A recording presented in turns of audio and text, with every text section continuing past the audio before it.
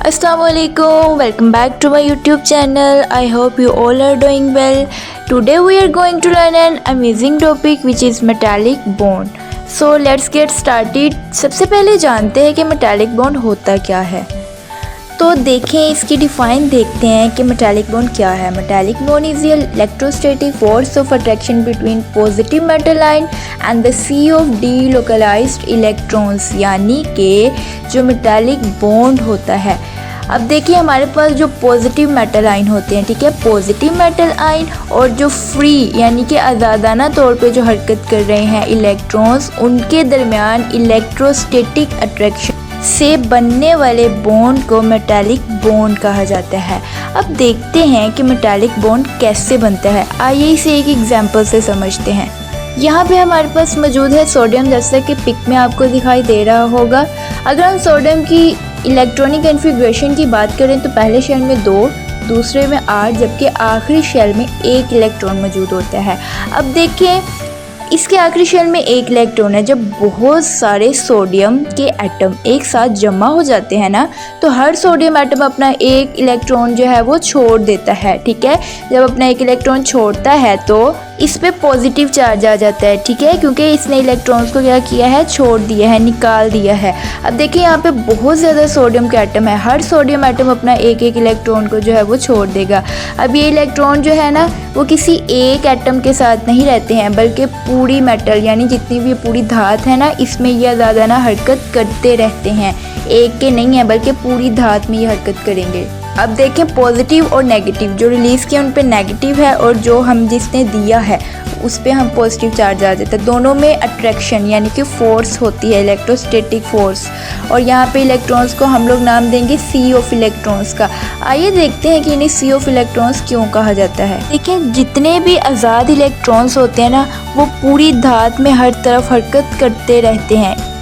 उनकी मुसलसल हरकत की वजह से, आज़ादाना हरकत की वजह से इन्हें फ्री ऑफ इलेक्ट्रॉन्स कहते हैं, ठीक है। ये पॉजिटिव मेटल आयन को इलेक्ट्रोस्टैटिक अट्रैक्शन के ज़रिए अट्रैक्ट करते हैं, ठीक है। इसका मतलब ये नहीं है कि ये वाकई समंदर है, बल्कि इलेक्ट्रॉन्स चूँकि बहुत बड़ी तादाद में हरकत कर रहे होते हैं, तो इसीलिए हम इन्हें सी ऑफ इलेक्ट्रॉन्स का नाम देते हैं।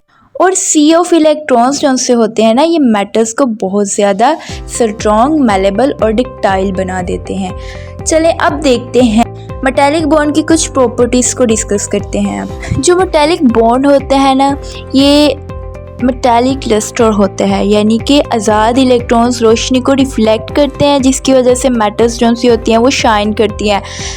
नेक्स्ट ये है कि गुड कंडक्टर होते हैं हीट और इलेक्ट्रिसिटी के। मेटल चूँकि स्ट्रॉन्ग होते हैं तो इसीलिए इनके लिए हाई मेल्टिंग और बॉइलिंग पॉइंट भी हमें दरकार होते हैं। उसके अलावा मेलेबल होते हैं, डक्टाइल होते हैं, इजीली इनको तारों यानी कि तार बनाने में, चादर बनाने में इसको इजीली जो है वो कन्वर्ट कर सकते हैं, ठीक है। नेक्स्ट चलते हैं, हम देख मेटालिक बॉन्ड की स्ट्रेंथ को देखते हैं। मेटालिक बॉन्ड की जो स्ट्रेंथ होती है ना बच्चों, वो 2 चीज़ों पे डिपेंड करती है। एक तो मेटल आयन के साइज़ पे और दूसरा number of valence electrons.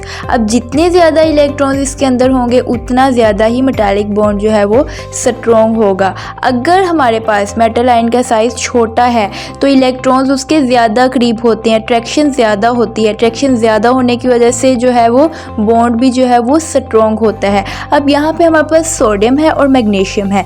Magnesium के एग्जांपल्स को पहले समझते हैं। मैग्नीशियम के पहले शेल में 2, दूसरे में 8, आखिरी शेल में 2 इलेक्ट्रॉन्स होते हैं। अब मैग्नीशियम अपने दोनों इलेक्ट्रॉन्स को छोड़ता है, यानी कि हर मैग्नीशियम एटम, बहुत से मैग्नीशियम एटम इकट्ठे हो गए हैं, हर मैग्नीशियम एटम 2 इलेक्ट्रॉन्स को अपने अंदर से खारिज कर देगा, छोड़ देगा।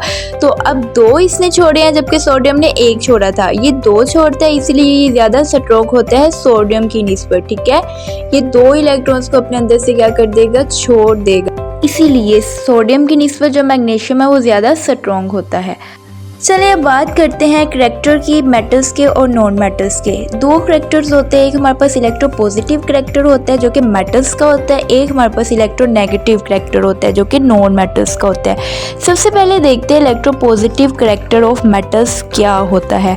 देखिए मेटल्स की जो इलेक्ट्रॉन्स को छोड़ने की साहियत है ना, हर जो मेटल है अपने अंदर से इलेक्ट्रॉन के आखिरी शेल से जो है वो छोड़ देता है, उसे हम क्या कहते हैं, करैक्टर ऑफ इलेक्ट्रोपॉजिटिव, ठीक है।